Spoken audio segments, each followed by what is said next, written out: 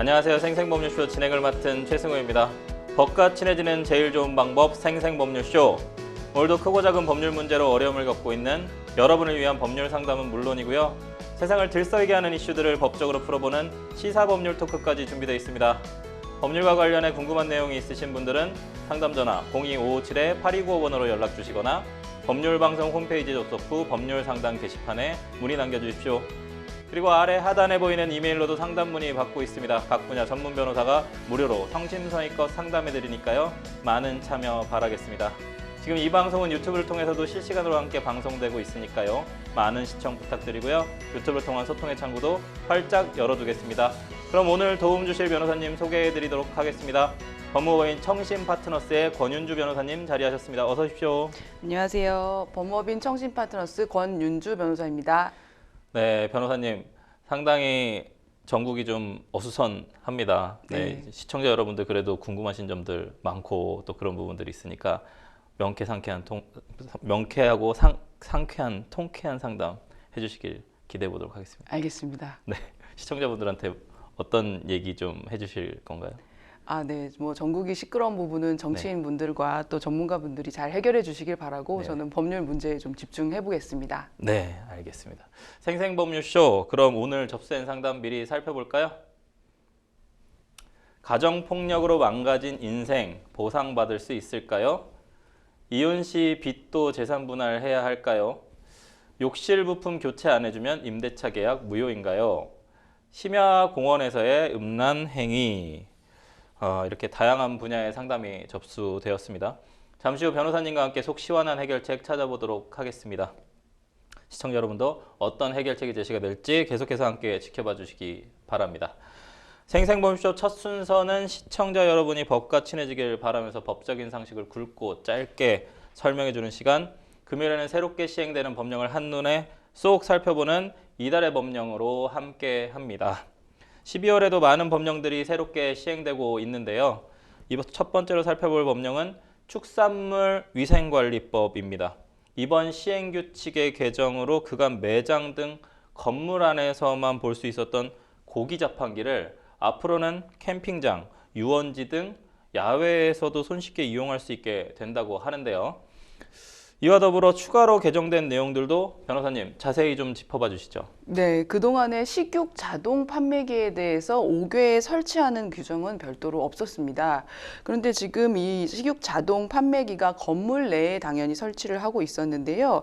이제 비나 눈이나 직사광선 같은 그런 것들이 차단이 되고 방충이나 방서가 되고 하는 설치 기준만 맞으면 이제 영업장 외부에도 식용 자동 판매기를 설치하도록 개선함으로써 지금 화면 나오고 있는데 미트박스라고 되어 있네요. 맞습니다. 네. 저러한 모습으로 지금은 이제 실외에 이제 설치가 가능하다는 이러한 법이 개정이 돼서 소비자 편의성을 높이고 있습니다. 이제 무엇보다 캠핑장에서 이제 이런 이용이 많이 수요가 있을 텐데요. 식육 자동 판매기가 캠핑장에 설치가 돼서 앞으로 돼지고기 등을 판매하는 곳에서도 정육점과 동일한 시설 기준이 적용이 됐습니다. 이제 앞으로는 이 자동 판매기만 하는 경우에는요, 독립된 건물이나 화장실, 급수 시설 설치 등의 같은 이런 불필요한 기준이 없이 적용해서 제외가 됩니다. 그리고 식육 자동 판매기에서 판매하는 축산물의 위생 안전을 위해서는 그래도 최소한의 기준은 있어야 되기 때문에요. 보존 유통 기준에 적합한 온도를 유지해야 되고 그 온도가 유지되는지 알 수 있는 온도계가 있어야 되고 또 정보, 굉장히 중요한 정보인 소비 기한과 중량과 같은 정보의 외부 표시 의무는 계속 유지가 됩니다. 그리고 이제 대형마트에서 이제 우리 명절이나 이렇게 대형으로 많이 팔리는 시즌이 오면 외부에서 팔지 않습니까? 이런 부분에 대해서 특정 시기에 식육 판매업을 이제 외부에서 하거나 하는 다른 장소에서 할 때는요, 원래 이제까지는 지자체에다가 사업장 면적을 변경하는 신고서를 내야만 했는데요. 이제 앞으로는 관할 지자체에다가 판촉 행사 계획서만 제출해도 식육 판매가 다른 곳에서 가능하게 됐습니다. 그리고 이제 고기 얘기 외에도요, 식용란, 그러니까 계란에 대한 부분도요, 수거나 검사 시에 필요한 시험 재료를 이제 지자체나 이 국가기관에서 특정 재료만 좀 이렇게 채취할 수 있도록 한정을 하고 있었는데요. 이게 변경이 돼서 앞으로는 섭취를 할 때 이제 식중독이나 이런 부분 발생할 수 있기 때문에 이런 부분에 대한 예방 관리 강화를 위해 살모넬라 등 미생물 검사에 필요한 양은 좀 더 추가로 채취해서 검사할 수 있도록 개정이 됐습니다. 그리고 또 이제 시중에 유통되고 있는 모든 식용란에 대해서 선별하고 포장 처리한 이후에 유통하고 판매하도록 의무화됐기 때문에요. 이제 식용란을 취급하시는 영업자분들이 식용란의 선별 포장 여부를 확인을 하지 않아도 되게 좀 간소화됐습니다. 그리고 식용란 선별을 포장하시는 포장업자와 수집 판매업자분들도요. 선별 포장 확인서를 별도로 발급하는 의무를 삭제했습니다. 규제들이 대폭 좀 완화된 것 같은데 그 편의성은 좀 증대될 것 같습니다. 네. 앞으로도 뭔가 이제 고기나 지금 이제 계란 관련된 부분인 거잖아요. 네. 그런 부분들에 대해서도 뭔가 좀 더 활성화되고 상인분들의 어떤 삶도 좀 질적으로 좀 올라갔으면 좋겠습니다. 네. 다음으로 좀 살펴볼 법령은 소방시설 설치 및 관리에 관한 법률입니다. 잇따르는 차량 화재로 인명피해가 속출하자 보다 신속한 초기 화재 진압을 위해서 차량용 소화기 의무 비치 대상을 확대 적용한다고 하는데요. 네. 변호사님, 앞으로 어떤 변화가 있을지 좀 관련 내용 좀 짚어봐 주시죠. 네, 소방청 연구 그 국가 화재 정보 시스템에 의하면요, 예. 최근 3년간 차량에 일어난 화재 건수가 매우 증가하는 추세입니다. 예. 2021년에는 3,600여 건, 2022년에는 3,800여 건, 그리고 2023년에는 3,900여 건으로 계속 증가하고 있습니다. 네. 차량 화재는 잘 아시겠지만 화재의 엔진이나 교통사고 등으로 인해서 발생을 합니다. 특히나 이렇게 차량이 좁지 않습니까? 그래서 네. 이러한 공간에서 화재가 나면 즉시 화재를 이렇게 꺼주는 그러한 바로 초기 진압이 굉장히 필수적인 것으로 꼽히는데요. 네네. 그때 필요한 것이 소화기입니다. 네. 그런데 이제 우리가 일반 차량에 저희가 소화기를 많이 비치하지 않습니까? 예. 지난달 10일에 광산구 장덕동에 도로에서 승용차에 불이 난 사건이 있었는데 네네. 그때 운전자분이 소화기가 있어가지고 6분 만에 바로 진화해서 인명피해가 없었던 일도 있었습니다. 네. 이처럼 차에 소화기가 있으면 굉장히 빠르게 화재 진압을 할 수가 있어서 우리가 굉장히 지금 안전이 더 올라가게 되는데요. 이것 때문에 지금 올해 12월 1일부터 이제 5인승 이상 차량을 모든 운전자는 차량 안에 소화기를 비치할 의무가 지금 신설됐습니다. 현재까지는 원래 7인승까지만 의무가 있었는데 5인승으로 확대가 된 것인데요. 네. 확대에 대한 이 부분은 언제 이제 확인이 되냐면 결국 소방기가 비치가 됐는지에 대해서 자동차 관리법상 우리가 정기 검사 받잖아요. 네. 그때 확인을 합니다. 아. 그리고 의무 설치 대상은 우리가 모든 사람에게 소급해서 적용하는 것은 좀 너무 과도하기 때문에 이제 2024년 12월 1일 이후부터 이제 발생이 되고 있고 그 이후에 소유자가 바뀔 경우에만 이 의무가 적용이 됩니다. 그러니까 12월 1일 이전에 운전하시던 분들한테 소급 적용되지는 않는 것이고요. 차량별로 요구되는 소화기 종류는 좀 다릅니다. 능력 단위 1이라고 하는데요. 그 능력 단위를 1, 2, 3 단위로 이렇게 설명드리면요. 1은 0.7kg 이상의 용량이 필요하고 네. 능력 단위 2는 1.5 이상이 필요하고 능력 단위 3은 3.3 이상의 소화기를 의미합니다. 네. 이제 예를 들어 설명을 드리면요. 5인승 이상의 승용차는요. 능력 단위 1 이상의 소화기 1개를 비치해야 되고 15인승 이상의 승합차는 능력 단위 2 이상의 소화기를 1개 하거나 아니면 능력 단위 1 이상의 소화기를 2개 이상 비치를 해야 됩니다. 네. 그리고 분말용 소화기는요, 자동차 겸용 표시가 있어야 되고요. 이제 소화기를 이렇게 비치하도록 법이 규정이 됐는데, 만약에 이걸 트렁크에 두면 사실 트렁크로 이동하는 데만도 벌써 시간이 그쵸. 많이 들지 않겠습니까? 네. 그래서 운전석이나 조수석 밑처럼 우리가 바로 손이 닿을 수 있는 곳에 비치하는 것이 좋겠습니다. 네. 그리고 분말용인 경우에는 전기 차량에도 매우 유효해서요. 분말용은 크게 구애받지 않는 실정입니다. 분말용은 차종에 따라서 크게 구애받지 않는다. 근데 결국은 이제 승용차보다는 승합차나 그 다음에 이제 뭐 5인 이상 이런 기준들은 사실은 많은 승객들이 탔을 때 더 큰 사고로 인명 피해로 갈까봐 뭔가 규제하고 있는 이런 내용인 것 같습니다. 이 소화기 좀 궁금한 부분은 우선은 2024년 12월 1일 이후에 출고되는 차량에는 무조건 다 탑재가 될 것 같네요. 네. 그렇습니다. 그리고 예. 가장 좀 유의해야 될 것은 12월 1일 이후에 뭔가 중고 거래를 하든지 아니면 뭔가 매매를 해서 서로 이제 소유자가 변경됐을 때 네. 그럴 때는 또 법 적용이 되니까 네. 시청자분들 같은 경우에는 뭔가 중고차를 매매한다거나 했을 때는 이 법 적용이 된다라는 부분에 대해서 좀 이해를 하고 계셔야 될 것 같아요. 맞습니다. 그렇군요.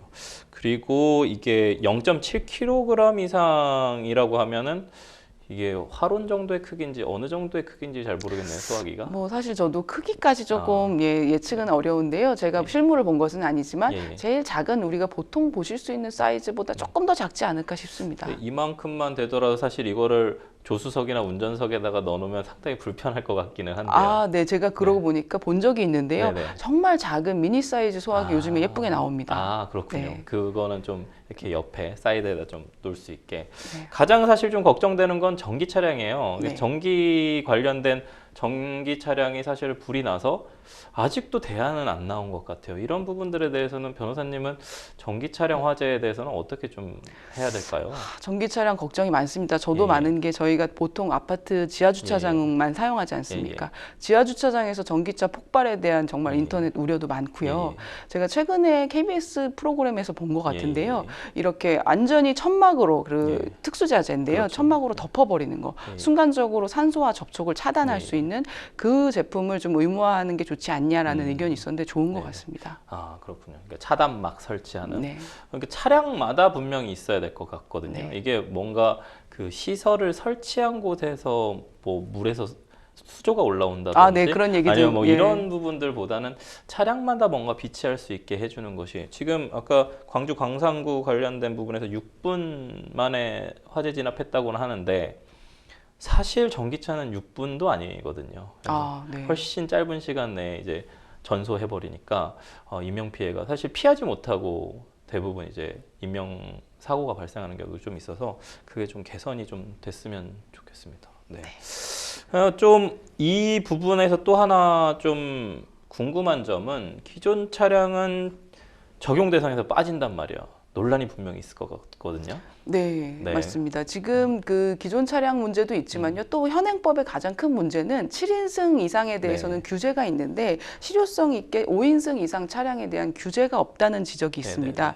무슨 말씀이냐면 7인승 이상의 경우에 이 의무를 위반하면요. 115일간의 시정 기간을 준 다음에 이 기간을 넘기면 최대 60만 원의 과태료가 부과되고 또 1년이 지나면 운행 정지 처분까지 가능한 상황입니다. 그런데 이제 5인승 이상에는 이런 규정이 없다는 문제가 있는 것이고요. 이에 대해서 소방청 관계자는 이런 말씀을 하셨어요. 소화기가 사실 2만 원 정도의 굉장히 싼 가격이고 이거를 과태료든 강제의 어떤 의무 부과하는 것으로 접근하기보다는 좀 우리가 국민 전체적으로 인식을 개선해서 이 부분을 같이 먼저 시행을 해 놓은 뒤에 이것을 보완을 유도해서 앞으로 좀 모든 차량에 소화기가 들어갈 수 있게 모두 인식을 좀 변경해야 되지 않냐라는 의견도 있었습니다. 이렇게 이제 운전자들의 차량 소화기에 대한 문제가 많이 지적이 되고 있는데요. 전재인 광주대 소방행정학과 교수님은요, 주택에도 단독형 이제 화재 감지기를 설치하게끔 법으로 이제 의무화한 이후에 정부에서 어떤 조치를 했냐면요, 독거 노인이나 취약계층에게 명확하게 그런 부분을 지원을 해줬습니다. 그리고 굉장히 이 부분을 홍보를 많이 했기 때문에 주택에 대해서는 이미 굉장히 유의미한 성과가 나온 만큼 차량에 대해서도 마찬가지로 정부가 취약계층에 지원도 해주고 적극적으로 홍보를 해서 전체적으로 차량도 이제 소화기를 한 대씩 비치해야 된다. 이렇게 인식을 좀 개선하는 게 좋겠다는 의견도 있었습니다. 네. 국민의 안전과 관련한 부분이 좀 개선이 되었으면 좋겠습니다. 마지막으로 살펴볼 법령은 한부모 가족 지원법입니다. 그간 사회의 부정적인 인식과 생계, 육아, 학업, 사중고를 겪는 청소년 한부모에 대한 제도적 지원이 좀 부족하다는 지적이 끊이질 않았습니다. 이에 성인 한부모와 좀 원하는 복지가 다를 수 있다는 점을 반영을 해서 정부가 맞춤형 지원책을 마련했다고 하는데요. 변호사님, 구체적으로 성인 한부모와 이제 청소년 한부모 네. 둘의 어떤 좀 차이점, 어떤 지원들을 좀 받게 됐는지 좀 알려주시죠. 네, 지금 개정안에서 이제 청소년 한부모에 대한 여러 가지 지원을 강화하고 예. 있는데요. 일단 카테고리로 나눠보면 정보를 제공하는 거, 예. 그리고 실태를 조사하고, 그리고 법률 지원과 상담을 이제 가정 방문까지 나가서 서비스해주는 경우에 대한 이러한 네 가지 카테고리의 법적 근거를 마련하고 있습니다. 예. 지방자치단체나 국가는요, 우선 청소년인 한부모에게 출생 신고 시에 이제 복지 서비스에 대한 연계가 무엇이 되고 어떤 지원을 받을 수 있습니다라고 안내를 해주는 그러한 정보 제공안에 대한 근거를 마련한 것인데요. 사실 기본적으로 우리나라 복지 시스템이 신청주의라고 해서 알면 아는 사람만 신청할 수 있는 구조적인 문제가 있습니다. 그런데 이 부분에 있어서는 청소년들이 적어도 우리가 존재하고 있고 이용할 수 있는 복지 제도는 알 수 있고 몰라서 이용 못하게 하는 일은 없도록 하자. 그러니까 우리가 정보를 제공할 의무를 갖자라는 것을 이제 골자로 하고 있고요. 또 청소년인 만큼 공부가 중요하지 않습니까? 네. 학업을 중단하는 것은 굉장히 좀 사실 앞으로 미래를 위해서도 본인에게 좋지 않은데요. 학업의 중단 현황을 교육부가 좀 3년마다 조사하는 내용이 있고요. 이 부분에 대해서 교육부뿐만 아니라 여성가족부 장관 또한 협의해서 3년마다 실태 조사를 하는 협업을 하도록 법적 근거가 마련이 됐습니다. 그리고 교육비도 지원해주고요. 검정고시 지원 등 학업 지원에 대한 여러 가지 근거를 마련을 했습니다. 그리고 이제 직업에 대한 부분도 중요하지 않습니까? 한부모 가족인 이제 아이들이 청소년인 경우에 이제 고용을 촉진하기 위해서 개개인의 희망이나 적성을 고려한 여러 가지 적합한 직업을 알선해주는 제도에 대한 근거도 마련이 됐습니다. 그리고 한부모 가정에 대해서 가정 방문 형태의 방문 서비스 이런 지원 서비스를 제공하는 내용도 굉장히 중요한 내용입니다. 이제 문제는 미혼 부인데요. 미혼모는 본인이 출산하기 때문에 병원에서 출생신고서가 바로 나옵니다. 네. 그런데 미혼부, 청소년인 미혼부의 경우도 있습니다. 이런 부분이 미혼부가 출생신고를 해야 될 때 과연 이 지원을 받을 때 출생신고는 기본인데 내가 이 아이의 아버지라는 것을 증명하기 어려운 경우가 있습니다. 네. 그래서 이럴 때 법률 지원과 유전자 검사 비용을 지원해 주는데요. 사실 기존에도 대한법률구조공단에서 이 부분을 도와주고 있었습니다. 예, 예. 유전자 검사에 대한 비용뿐만 아니라 법률적으로 어떤 절차를 이용할 수 있다라는 제도 지원이 있었는데요. 지금은 이제 이 부분이 좀 명확하게 근거로 법적인 근거가 있으면 좋겠다는 내용에 따라 개정이 이루어진 것입니다. 그래서 이제 개정법은 이 조문이 공포된 이후에 각 조문마다 3개월 또는 1년 이후에 시행이 되는데요. 당장 시행되는 것은 이제 법률 지원과 유전자 검사 비용에 대한 제공 서비스는 당장 시행이 될 예정입니다. 그렇군요. 저희가 이제 지난주에 이 미혼부 관련된 부분에 대해서 좀 다뤘었는데 뭔가 이 법률 개정안으로 인해서 법률 지원하고 유전자 검사가 조금 더 뭔가 폭넓게 지원되는 것 같아서 좀 다행인 것 같습니다. 어린 나이에 좀 부모가 돼서 좀 잘 모르는 게 많아서 좀 막막할 텐데 이 법률 개정안으로 인해서 편의가 좀 증진이 돼서 청소년 한부모들이 힘을 내고 살아갈 수 있는 계기가 되었으면 좋겠습니다. 지금까지 새롭게 시행되는 법률을 살펴보는 이달의 법령 함께 했습니다. 여러분은 지금 생생법률쇼와 함께하고 계십니다.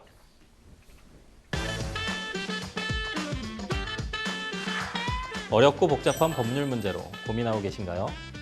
그렇다면 생생법률쇼가 도와드리겠습니다. 생생법률쇼에선 민사, 형사, 가사 등 각 분야 전문 변호사들이 매년 800여 건의 법률 문제를 속 시원하게 해결해드리고 있는데요. 그럼 무료로 법률 상담을 받을 수 있는 3가지 방법 지금부터 소개합니다. 첫째, 02-557-8295번으로 전화해 법률 상담 신청을 한다. 둘째, 법률방송 홈페이지에 접속해 법률 상담 게시판에 사연을 올린다. 셋째, 지금 화면에 나오고 있는 이메일 주소로 사연과 연락처를 보낸다. 속 시원한 법률 상담 프로그램 생생법률쇼. 지금 바로 상담 신청하세요.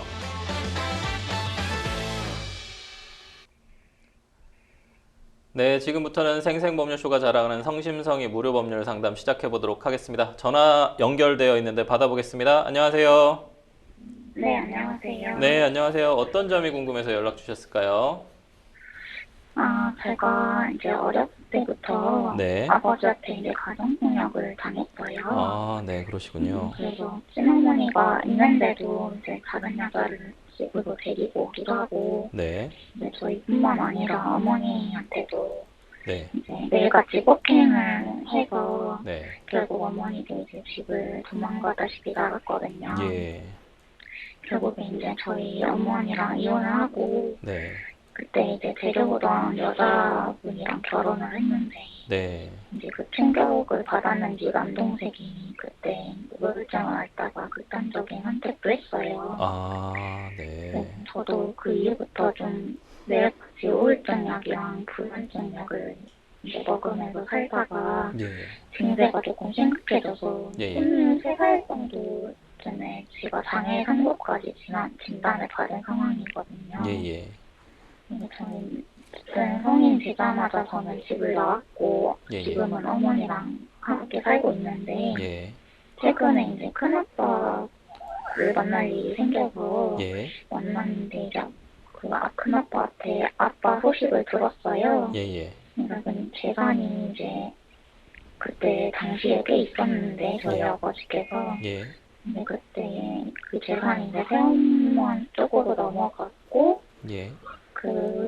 뭐 이혼을 한 건 아닌데 그 슬라에 또 아들 하나 딸 하나 이렇게 있다고 네. 소식을 듣게 돼서 네.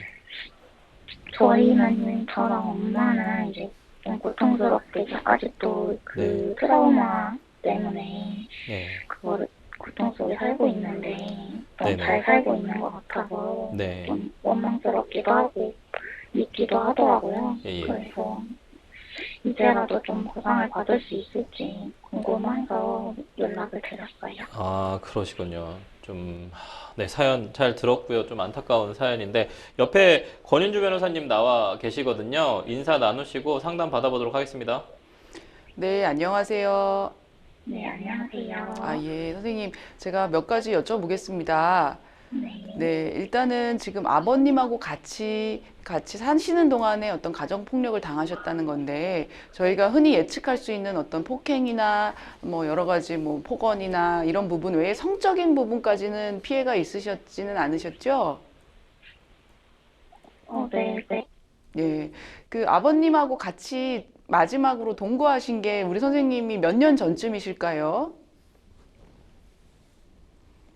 선생님 잘 들리세요? 여보세요? 여보세요? 아, 네, 네네. 여보세요? 네, 네. 아, 선생님, 제가 여쭤봤는데요. 아버님하고 선생님이 마지막으로 동거하고 같이 살고 가정폭력을 가장 마지막까지 당한 시기를 몇 년 전쯤이라고 보면 될까요? 지금 이제 성인이 되고 제가 나왔거든요. 예. 지금 한 15년 정도 지난 것 같아요. 아, 그렇군요. 그러면 15년 기간 동안 아버지하고 뭐 전화 연락이라든가 연락을 더 한 것, 마지막 연락은 언제쯤이실까요? 한 5년 전에 한번 통화를 했었던 걸로 기억해요. 네. 5년 전에는 뭐 전화만 하신 거지 그때 뭐 또 가정폭력이 있고 이런 건 아니셨죠? 네, 만나지는 않아서 예. 다행히 그런 건 없었습니다. 그 선생님이 아까 말씀 중에 우울증이나 장애 진단이 있었다라고 하셔서요. 그게 혹시 그거는 몇 년 정도 되신 일일까요? 그 진단 받으신 게? 그게 제가 23살 정도에 받았거든요. 네. 그래서 한 15년 정도? 아, 예. 장애 진단 받으신 것도 한 15년 정도 지나셨어요. 알겠습니다. 선생님, 제가 일단 기본적으로 구조적인 부분, 그리고 가정폭력 피해자인 경우에 어떤 법적 조치가 있는지를 먼저 말씀을 드릴게요. 선생님께서는 이제 좀 시간이 많이 지나셨지만, 어쨌든 이 가정폭력이라는 건 심각한 범죄이기 때문에 우리가 특별법을 통해 여러 가지 제도나 절차를 정하고 있습니다. 그래서 기본적인 피해자가 할 수 있는 절차를 좀 안내해 드린 다음에 우리 선생님께서 우리 이제 아버지를 상대로 어떠한 손해배상이라든가 보상이나 배상을 받으실 수 있는지에 대한 부분으로 설명을 넘어가겠습니다. 네. 첫 번째는 가정폭력이라는 건 뭐 설명이 필요 없을 정도로 잘 아시겠지만 가족 구성원 사이에서의 이제 폭력을 수반한 행위를 말하는데요. 이때 정신적, 신체적 그리고 재산상 피해를 수반하는 행위라고 정의를 하고 있어요. 그리고 이제 형사상 처벌되는 범죄 유형 중에 하나에 해당돼야 되는데 이제 그 유형으로 보면 죄명으로 보면 상해나 폭행, 학대나 유기, 체포감금, 협박, 강간, 추행, 이게 성범죄 포함이고요. 또 명예훼손, 모욕, 주거침입, 권리행사나 사기나 공갈 같은 경제범죄도 있고 또 손괴나 카메라 등을 이용한 불법 촬영죄 등의 또 역시 성범죄 유형이 있습니다. 이렇듯이 신체적이나 정신적으로 그리고 경제적 위협, 성적 수치심 같은 범죄 유형에 해당하게 되면 이거는 가정폭력에 해당하는 범죄가 되고 가정폭력 범죄는 당연히 즉시 경찰에 신고하셔야 됩니다. 그래서 경찰이 출동을 하게 되면 바로 해야 되는 일이요. 당연히 가해자의 폭력 행위를 제지하는 일이고요. 그리고 가해자와 피해자를 분리하는 행위, 그리고 바로 범죄 수사에 착수해야 됩니다. 그리고 필요한 경우에는 피해자를 보호 상담소나 위탁시설에 인도를 해주고 의료기관에도 인도를 해주고요. 그리고 임시 조치에 대한 여러 절차나 권리가 있고 피해자 보호 명령이나 배상 명령에 대한 안내도 해줘야 되는 것이 경찰의 의무입니다. 그리고 이제 경찰이 현장에 왔을 때 즉시 이 상황은 너무 긴급하다라고 한다면 당연히 그 자리에 들어와서 조사하고 질의를 할 수가 있고요. 그리고 이제 정말 긴급한 경우에는 원칙적으로는 법원과 검사의 절차를 통한 임시보호 조치를 받아야 되지만 정말 급할 때는 경찰관도 그 자리에서 그 피해자와 가해자의 격리, 그러니까 주거지에서 퇴거시킬 수가 있고 그리고 100m 이내에 접근 금지를 시킬 수가 있고요. 그리고 전기통신, 그러니까 전화를 통해서 연락하는 것을 금지시키는 것이 경찰관이 굉장히 긴급하다고 한다면 예외적으로 허용이 됩니다. 그리고 이런 절차는 일단 그 현장에서 출동한 경찰관이 이후에도 수사를 하면서 검사에게 그리고 검사가 법원에 청구를 해서 임시 보호 조치를 할 수 있는데 말씀드렸던 접근 금지나 퇴거 그리고 연락하는 거 차단하는 거 외에도 요양소에다 위탁을 한다거나 유치장이나 구치소에 가해자를 유치하는 절차 그리고 상담 절차를 위탁하는 등의 임시 보호 조치를 할 수가 있습니다. 그리고 이제 이런 조치는 임시 보호 조치라서 최장 6개월 정도까지 인데요. 법원은 정식으로 수사가 이루어진 이후에 가정보호 사건으로 처리하면서 피해자 보호 명령이라는 것을 할 수 있고 이때에는 친권 행사를 제한시키고 면접 교섭권의 행사도 제한을 할 수가 있고 이때의 기간은 6개월이 아니라 1년 그리고 연장을 통해서 최대 3년까지 이러한 피해자 보호 조치를 할 수가 있습니다. 그리고 또 실제로 이제 이런 부분이 접근 금지가 되고 뭐 피해 보호 조치가 있었더라도 예컨대 수사기관이나 가정법원에 출석해서 증인신문을 한다던가 여러 면접 교섭을 한다든가 할 때 이렇게 서로 접촉할 수 있는 기회가 있지 않습니까? 이에 대해서 신변 보호 조치를 법원이 검사에게 요청을 할 수가 있는데 이제 신변 안전 조치라는 거는 결국 경찰이 대동해서 옆에서 같이 있어줄 수 있는 그런 절차고요. 또 주기적으로 순찰하고 CCTV를 이제 확보해서 계속 보고 그리고 설치하고 신변 안전에 대한 필요한 조치를 하는 것을 법원이 검사에게 요청할 수 있고 검사가 해당 그 경찰서장에게 명령을 내렸을 때 특별한 사정이 없으면 경찰서장이 이에 따라야 될 의무가 있습니다. 그리고 이제 이러한 가정보호 조치가 이루어져서 가해자의 어떤 행위가 가정폭력 행위가 인정되면 그 절차 내에서 별도 절차 우리가 또 민사소송하고 손해배상 청구하면 어렵지 않습니까? 그래서 형사배상과 마찬가지로 가정보호 절차 안에서도 역시 배상 명령을 할 수가 있고 이 배상 명령에는 그 필요한 그런 양육이나 부양에 필요한 금전의 지급 그리고 필수적인 인과관계에 있는 치료비라든가 앞으로의 이제 물적 피해에 대한 것과 그리고 합의된 금액이 있다면 그 합의된 배상액까지도 배상 명령에 포함을 시켜서 이 부분이 민사 판결과 동일한 효력을 발생시킬 수 있는 그런 절차를 마련하고 있습니다. 그래서 이제 이것이 기본적으로 가정폭력 피해를 당하신 분들이 이러한 조치가 있다, 할 수 있다는 것을 알고 신속하게 경찰 신고와 동시에 경찰관으로부터 이런 부분 안내 받으실 텐데요. 우리 선생님 사안의 문제는 결국 이 사안이 너무 오래됐다는 것이 가장 핵심적인 문제입니다. 당장 그 문제가 발생했을 때 신고하셨다면 당연히 배상 명령까지도 안내도 받으시고 조치도 하시고 그 과정에서 많은 것들을 하셨을 텐데요. 결국 형사사건의 피해자신 겁니다. 우리가 지금 선생님 제가 어떤 구체적으로 상해를 입으셨는지 어떤 폭행을 당하셨는지 너무 오래된 일이기도 하고 또 너무 여쭤보는 게 너무 아픈 기억일 수 있어서 제가 폭행이나 상해라고 가정을 하고 말씀을 드리겠는데요.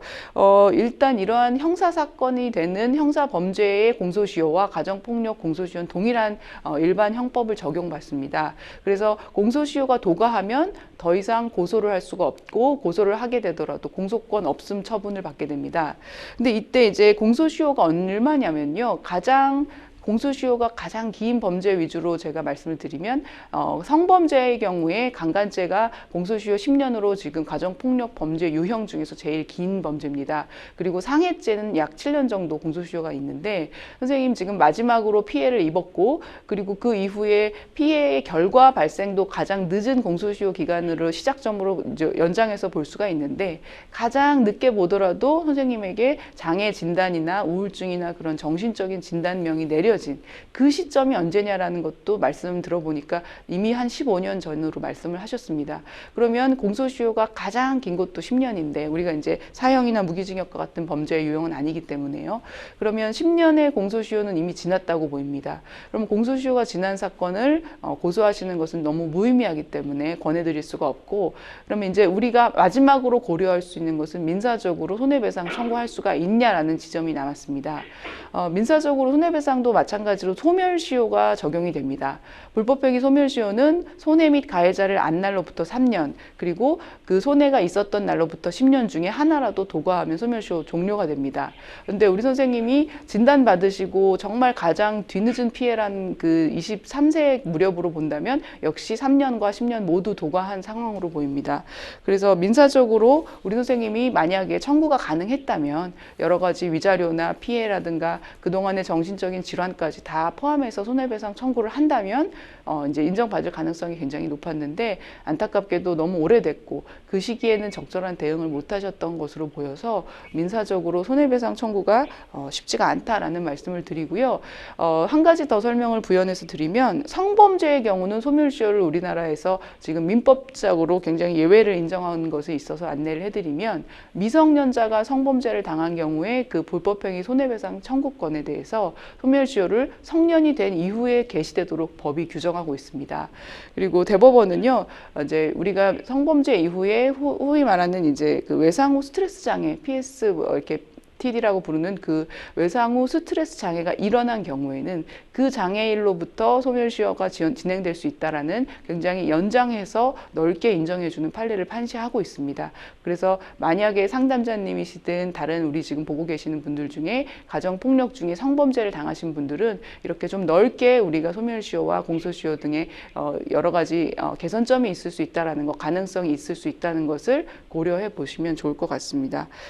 결론적으로 선생님 지금 시간이 좀 많이 지나서 손해배상이 쉽지 않을 것 같다는 것이 제 의견입니다. 네. 상담자님, 이제 권인주 변호사님께서 총체적으로 좀 말씀을 드렸는데 좀 이해가 좀 되셨을까요? 네, 됐습니다. 저희가 조금 이제 변호사님께서 자세하게 좀 다 설명을 해주셨거든요. 혹시 이해 안 가신 부분들 있으면 저희 재방송으로 유튜브에서 보실 수 있으니까 다시 재방송 좀 돌려보셨으면 좋겠습니다. 그리고 제가 이제 시간 관계상 저희가 이제 상담은 좀 종료를 해야 될 것 같고, 끝나고 나서 제가 권 변호사님이랑 좀 얘기를 좀 나누겠습니다. 그 부분까지 좀 시청해 주시면 감사하겠습니다. 네, 감사합니다. 네, 전화 주셔서 감사합니다. 네, 권 변호사님 좀 안타까운 사연인데 민사소송도 소멸시효 때문에 안 될 것 같고 형사 관련된 부분도 공소시효 때문에 좀 안 될 것 같고 근데 마지막에 이제 말씀해 주신 부분 중에 PTSD나 혹은 아니면 후유증이 발생을 하면 대법원 판례상 후유증이 발생 시점부터 사실 기산되기 때문에 시효는 조금 뒤로 미룰 수 있는 부분도 있다. 예. 그 부분 하나가 좀 유의미할 것 같고 결국에는 상속 문제로 갈 수밖에 없겠네요. 만약에 아버님이 재산이 있는데 그 부분에 대해서 받고 싶다면 상담자님께서 받고 싶다면 상속에 기대야 될 수 있는. 네, 재산이 있으시니까 물론 새어머니의 자식들과 함께 나눠 가져야 되겠지만 상속은 충분히 가능하죠. 지금 이 문제에서 어떻게 하면 아버님을 처벌하거나 혹은 아버님이 가지고 있는 재산을 받을 수 있느냐, 뭔가 손해배상 받을 수 있느냐 이런 내용이었는데 불법행위에 기한 손해배상 청구권은 없고 그러니까 공소시효 만료가 됐고 그러니까 소멸시효 만료가 됐고 민사는 형사적으로 처벌할 수가 없다 보니 그럼 결국은 이제 가정 사건으로 상속만 남지 않나라는 것 때문에 맞습니다. 혹시 뭐 다른 해결책이나 뭔가 도움이 될 만한 내용이 있을까요? 이제 뭐 유류분에 대한 부분도 있고 네. 만약에 이제 우리 아버님께서 돌아가시면서 굉장히 악의적으로 뭐 어떤 유언장을 남기셔서 특별히 이제 다른 새어머니 자식들한테만 유언을 한다든가 하면 유류분으로 이제 권리를 최소한의 권리라도 확보하실 수 있겠습니다. 이게 뭔가 어찌됐든 결국은 피상속인의 사망, 아버님의 사망에만 뭔가 이벤트가 발생했을 때 대응할 수 있는 것만 남아있는 권리인 것처럼 좀 보이는 게 좀 안타까운 것 같습니다. 저희가 뭐 시간 관계상 여기까지 상담은 좀 전화 상담은 마무리하고요. 상담자님께서 이 내용 다시 한번 돌려보셔가지고 꼼꼼히 좀 체크를 해서 도움 되셨으면 좋겠습니다. 권인주 변호사님께서 좀 명쾌하고 자세하게 좀 해결책 말씀해 주셨는데 도움이 좀 되셨으면 좋겠습니다. 저희는 다음 코너로 좀 넘어가 보도록 하겠습니다. 여러분 지금 생생법률쇼와 함께하고 계십니다.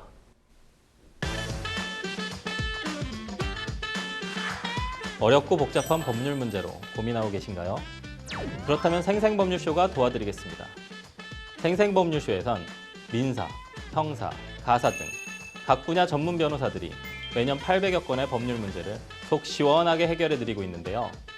그럼 무료로 법률 상담을 받을 수 있는 3가지 방법 지금부터 소개합니다.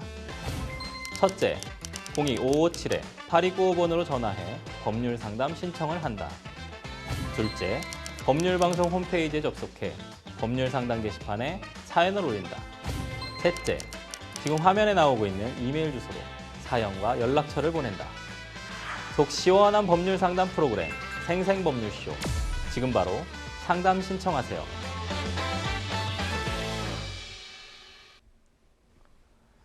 자, 이번에는 법률방송 이메일을 통해 들어온 여러분의 고민을 해결해 드리도록 하겠습니다. 어떤 내용인지 보실까요?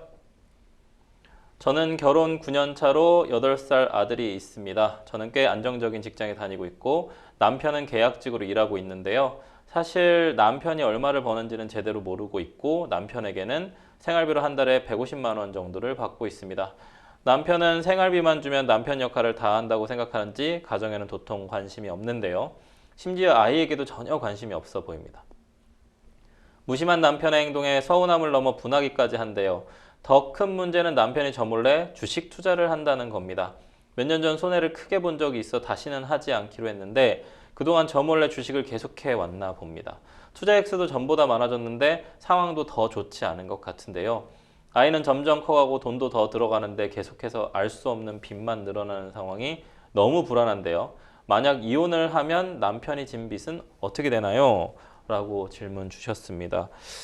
뭔가 가정의 궁박 상황을 초래할 것 같은 불안감으로 조금 힘들어 하시는 부분인데 부부는 경제 공동체라고 하지 않습니까, 변호사님? 이 소득을 모르는 경우도 상당히 많나요? 서로? 네, 생각보다 많이 있습니다. 아, 네. 네, 저희가 진행하다 보면은 이제 나이가 좀 많이 이제 네. 저희가 흔히 말하는 35세 이상에 결혼하신 분들은 네네. 각자 경제 활동을 하고 계시고 아, 네. 그런 경우에 이제 각자의 소득을 명확하게 밝히지 않고 네. 합쳐서 생활비를 얼마 내자 정도에 하고 음. 약속을 하고 그 약속을 지키면서 네. 자기의 재산이 얼마다 또는 월 소득이 얼마다를 정확히 안 알려주는 경우 너무 많이 봤고요. 아, 네. 그리고 이제 실제로 내가 자영업이라거나 프리랜서라든가 어떤 비용의 어떤 순수익을 가려내는데 시간이 1년 정도 걸리는 그런 경우에는 네네. 자기가 알려주고 싶어도 알려주지 못하는 구조도 있습니다. 네네. 그래서 그런 경우에는 조금 상대방 배우자가 알기가 좀 어렵습니다. 맞벌이 상황들이 좀 늘어나면서 네. 이런 사안들도 좀 더 증가한 것 같네요. 네. 주식 투자로 좀 손해를 봤다는 것만으로도 이혼 사유가 될 수 있는지. 되기는 어려운데요. 그냥 아, 그렇게 네. 질문하시면 어렵습니다. 네. 그런데 이 주식 투자에 대한 경위에 있어서 나한테 하나도 상의를 하지 않았고 네. 그리고 그 후에 후속적으로 굉장히 문제가 발생했는데도 네. 그 부분을 같이 개선한다든가 나에게 그런 부분을 알려서 같이 어떻게 해결할지를 논의하는 것이 아니라 지금 이 상담자님 사연처럼 빚이 계속 불려나가고 거기에 대출을 받고 이런 식으로 나중에 그 상대방이 알았을 때 도저히 참을 수 없는 결과가 난 이후에서야 이런 일이 통보가 된다면 네네. 신뢰관계 파탄으로 보아서 도저히 이혼을 계속할 수 없는 기타 사유에 해당할 가능성이 높아 보입니다. 저희가 이제 가사법에 일상가사 채무라는 말이 나오지 않습니까, 네. 변호사님? 이 지금 제일 걱정하는 건 빚이거든요. 네. 이 빚이 이혼할 때 재산 분할 대상에 좀 포함이 되는지, 그리고 이제 이게 일상가사 채무라고 봐야 되는 건지 그것 좀 말씀해 주시죠. 네, 이 사안을 보시면 어느 분이라도, 어느 아내분이라도 아, 이거 큰일 났다. 내가 재산 분할할 때 나는 이혼해도 망하는구나 걱정을 하실 텐데요. 원칙적으로는 지금 이 사안과 같은 사실관계라면 절대로 재산 분할에 포함되어서는 안 되고 왜 법리적으로도 이런 부분은 일상 가사가 아니기 때문에 그래서 채무에 포함시키면 안 된다는 판단을 받을 가능성이 높습니다. 일상 가사라는 건 당연히 잘 아시겠지만 우리가 양육비라든가 의식주 그리고 주거를 사실 우리가 대출 많이 받지 않습니까? 그런 주거비에 들어가는 비용이나 뭐 가구를 산다던가 아이 교육비라든가 이런 부분이 포함되는 것이지 개인의 어떤 투자에 거기에 대한 발생하는 채무 변제를 위해서 또 대출을 받고 이런 부분을 포함시키지는 않습니다. 근데 이 상황에서 사실은 아내한테 주식 투자하는 부분도 말을 했고 만약에 이제 우리 가족 공동체를 위한 투자였다라고 막 주장을 하면 그럼 일상가사 채무에 들어가는지 이제 사실은 아내가 이거를 인식했냐, 그리고 아내도 동의했냐, 합의했냐 이 부분이 상당히 중요하고요. 만약에 아내도 동의했고 실제로 거기에 돌려막기식으로 투자금이 실제로 손해에 이르더라도 그 돈 일부를 뭐 할 수 없다라면서 같이 생활비도 쓰고 이런다면 사실 그러면 채무에 포함될 가능성이 높아집니다. 아내가 인식했느냐가 상당히 중요하군요. 네, 그렇습니다. 그렇군요. 이게 남편이 아이한테 좀 관심이 없다고 계속 얘기하거든요. 이게 어떻게 보면 이 생활비만 준다고 역할이 끝나는 건 아니지 않습니까? 네, 너무 당연한 말씀이고요. 우리가 이제 가장의 역할이라는 건 돈을 많이 벌어야 된다. 또 요즘 텔레비전 보면 정말 어떤 이렇게 소득을 많이 버는 분한테도 더 벌어와라. 아내는 그런 역할을 막 강요하고 그런 부분은 사실 조금 시대착오적인 것 같고요. 남편이라면 돈을 버는 것 외에도 너무 당연하게도 자녀들 그리고 아내와 소통하고 가정의 심리적인 안정을 가져오고 그리고 투자금이 절대로 가정의 안전한 그 바운더리를 넘어서지 않게 최소한의 주거의 안정을 가져올 수 있도록 그 부분을 유지하는 것이 최선의 가장 중요한 부분이 아닌가 싶습니다. 상담자님의 좀 뭔가 불안감이 저희 상담으로 좀 해결되셨으면 좋겠습니다. 저희는 두 번째 이메일 상담 넘어가 보도록 하겠습니다. 두 번째 이메일 상담 내용 보실까요? 5년 후면 남편이 퇴직합니다. 결혼 후 40년 가까이 전업주부로만 살아온 저는 남편 퇴직을 앞두고 미리 부동산 공부를 했습니다. 연금이야 나오겠지만 그것만으로는 빠듯할 것 같아서 다른 소득이 필요할 거라 판단했거든요. 남편이 아직은 재직 중일 때 사업이든 뭐든 해보자고 했고 아가씨 때 부동산 중개업소에서 격리 업무를 한 경험이 있어서 부동산 공부를 하게 됐죠. 그리고 약간의 모아둔 현금과 대출을 받아서 서울 한 지역의 작은 오피스텔을 매수했습니다. 월세를 받기 위한 목적이었죠. 기존 세입자 계약이 만료되면서 새로운 세입자를 받게 됐어요. 보증금 3천만 원에 월세는 90만 원이었습니다. 임차인이 보증보험에 가입하고 싶다고 했는데 확인해보니 제가 오피스텔 매수하면서 대출을 많이 받았다 보니 보증보험 가입이 어렵더군요. 때문에 계약정 관련해서 말을 해줬고 다만 관리비에서 매달 3만 원을 빼주기로 했습니다. 또 찾아보니 보증금 5천만 원 이하인 경우 임대인의 보증보험 가입 의무사항이 아니기에 임차인에게 이런 사실도 알려주었습니다. 고민해보더니 알겠다며 계약을 한다고 해서 계약이 성사됐습니다. 이후 세입자가 입주하고 약 20일이 지나서 갑자기 계약을 해지하겠다고 연락이 왔습니다.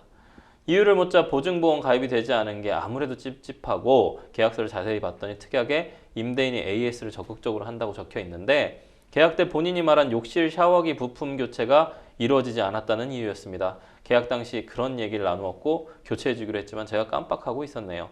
그래서 샤워를 못하고 지냈냐고 했더니 그건 아니지만 상당히 불편했다고 말하네요.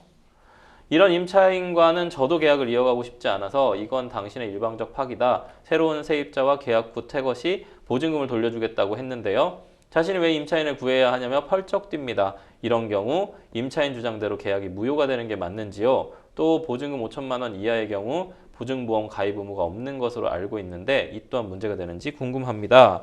라고 사연 주셨습니다.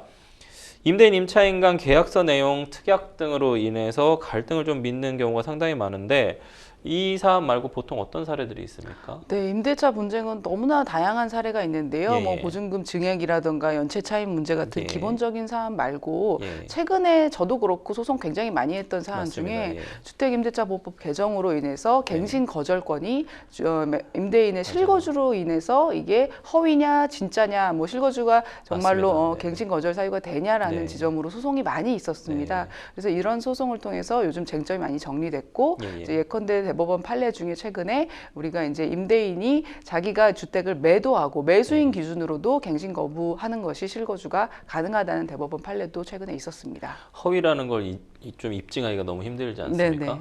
그렇군요. 전세 사기가 좀 사회 이슈로 좀 떠오르면서 임차인 보호를 위한 전세 보증보험 가입, 뭐 허그가 대표적인데요. 가입이 권장되고 있는데 변호사님, 전세 보증보험이 무엇인지 좀 간단하게 좀 설명을 좀 해주시겠습니까? 그리고 보증보험에 가입되어 있는 매물이면 다 괜찮은 건지 들어가도? 네, 일단 보증보험 가입은요 매우 좋은 제도고 우리가 그것이 있으면 웬만하면 안전하다고 평가할 수는 있습니다. 네. 우리가 임대인한테 보증금을 못 받을 때 그 보증금을 다른 사람이 보증해 준다면 얼마나 좋겠습니까? 네. 그것이 이제 보통 허그라든가 서울보증 같은 네. 공공기관에서 보증을 해주는 제도인데요.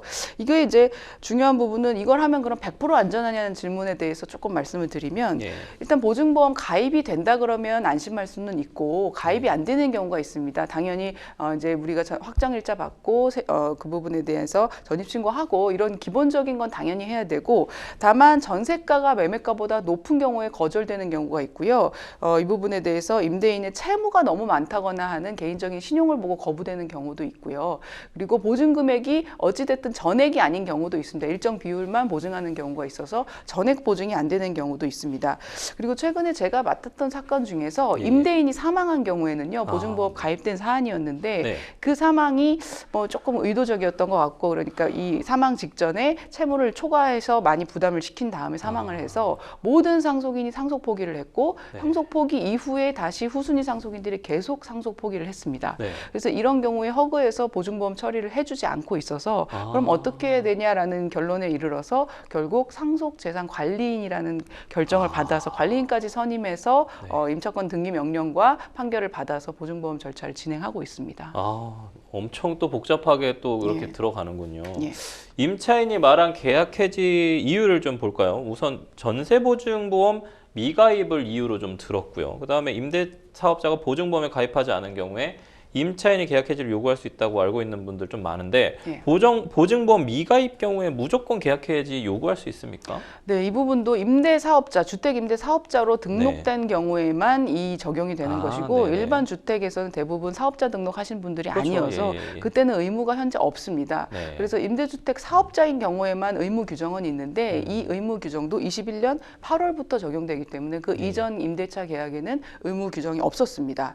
그리고 임대인의 의무가 면제되는 경우도 있는데요. 가입 의무가 언제 면제되냐면요. 서울시 같은 경우에 현재 최우선 보증금이 5천만 원 이하입니다. 그래서 5천만 원 미만의 임대보증금인 경우에 임차인이 동의했을 때 그러니까 임차인 동의가 같이 들어가야 되는데 그런 경우에는 면제가 되고요.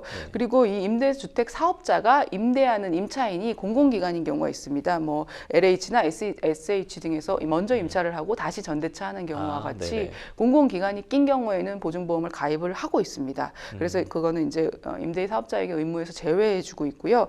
그리고 임차인이 직접 가입을 하면서 플러스 임대인이 그 보증보험료를 내준 경우에도 면제가 되고 있습니다. 지금 우리 사안에서는 임차인이 소액보증금이고 5천만 원 미만에 나는 가입 안 해도 된다라고 동의가 있었던 사안으로 해석이 되기 때문에 이때는 의무가 면제가 되고요. 이렇게 면제되는 경우에는 당연히 임대차 계약 해지 사유가 될 수가 없습니다. 만약에 그러면 보증보험 미가입을 이유로 계약이 해지가 됐다면 임대인에게 중개수수료나 이사 비용을 청구할 수도 있습니까? 네, 지금 현재 개정된 민간임대주택 특별법상으로는요. 이 민간임대주택 사업자 등록된 분들은 의무가 있고 보증보험 가입 의무 위반 시에는 당연히 계약 해지 사유가 되면서 해지로 인한 손해배상을 다 해주도록 표준계약서에 들어가 있습니다. 그래서 공인중개사 비용이라든가 이사 비용은 당연히 포함될 가능성이 높다고 보입니다. 계약서 특약에 임대인이 AS를 좀 적극적으로 한다고 되어 있는데 욕실 샤워기 부품 수리를 해주지 않았기 때문에 계약이 무효라고 주장하는데 이 부분에 대해서는 변호사님 어떻게 보시나요? 네, 이제 우리가 임대차 계약을 해지하는 사유라는 것은 계약을 전체 무로 돌리는 것이기 때문에 대법원은 중대한 정말 핵심적인 중요한 사항에 대한 위반인 경우에만 이를 인정해주고 있고 특히나 이 이제 비용으로 따지더라도 굉장히 소액일 것으로 보입니다. 그래서 이러한 경미한 사항을 가지고 계약을 해지한다는 것은 받아들여지지 않을 것이고요. 다만 이것이 특약의 해석에 따라 이제 정말 사소한 수리라서 임차인 임차인 영역이냐 임대인 영역이냐에 대한 문제는 있지만 예. 임차인 주장처럼 이것은 임대인이 해줘야 되는 영역이라 보더라도 이 부분은 그 부분에 대한 채무 불이행으로 인한 손해배상 문제가 발생할지언정 계약 해제 문제는 발생하지 않는다고 보입니다. 욕실 샤워기 부품 때문에 계약 해제는 좀 어렵다까지 말씀해 주셨습니다. 네, 생생법률쇼 오늘도 마칠 시간이 다 됐는데요. 오늘 함께 해주신 권윤주 변호사님 감사합니다. 생생법률쇼 많은 분들의 상담 전화가 걸려오고 있는데요. 상담 전화 02-557-8295번으로 연락 주시거나 법률방송 홈페이지 접속 후 법률상담 게시판에 문의 남겨주십시오. 그리고 아래 하단에 보이는 이메일로도 상담 문의 받고 있습니다. 도움이 필요한 분들은 주저마시고 연락 주십시오. 오늘 순서는 여기까지입니다. 시청해주신 시청자 여러분 고맙습니다.